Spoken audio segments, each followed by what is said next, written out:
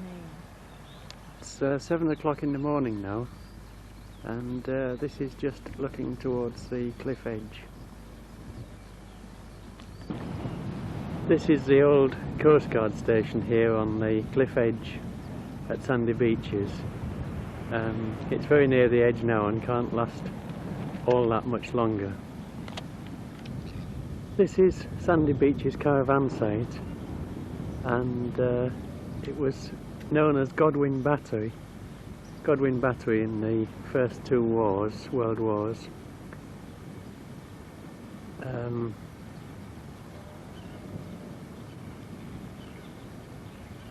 It was held by the army until the 1950s,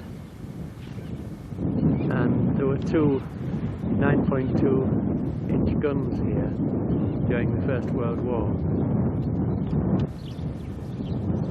We're looking south now. You can see the concrete mirror to the south, put up in the First World War, and you can see the church and Rose Cottage, both built in the 19th century. Moving on to the Humber, you can see the point and the lighthouse, and now you can see where the railway line used to come in.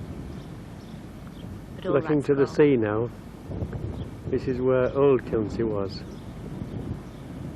Oh. Are you onto the gunning place?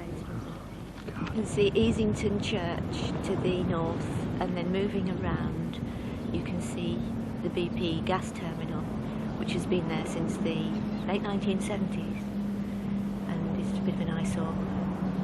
And then this is the Kilnsea cliff that's been so much eroded.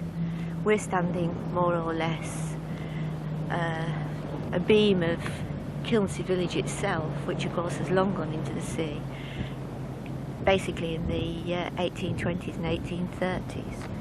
And the church tower fell round about 1826, and the village just gradually fell after that, and was rebuilt further inland in the 1850s after enclosure.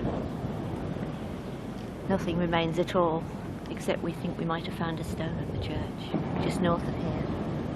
And now you can see one of the gun emplacements, and these gun emplacements were finally removed in the early 1850s, and the caravan site was established in 1959 on the site of what was the battery, Godwin Battery. You can see the area where there used to be a scrape, but the cliffs have been so much eroded now that that's gone entirely. There's a bank. You can see, I think, the bight of Spurn, and you can see the lighthouse, the caravan site. Southfield Farm, which was actually established before enclosure in the 1840s. It was established in the late 18th century actually. And there are still quite a lot of buildings left of Godwin Battery. They're used now for the sort of nightclub and the offices of the caravan site. Some of them used to be the officers' quarters. See the Humber.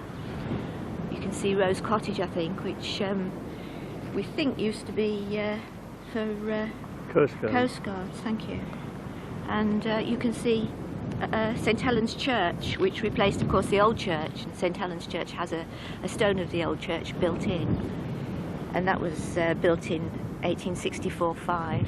Just about, I think, see Cliff Farm, or you have done, and then moving round there's a Coast Guard station. Oh, you're on the Coast Guard station now, yes. The old Coast Guard station, which has been derelict for a long time. And we're on a sort of a rise here. There are steps going down which are part of the old Godwin Battery. And then you can see the second gun emplacement in the distance, I think.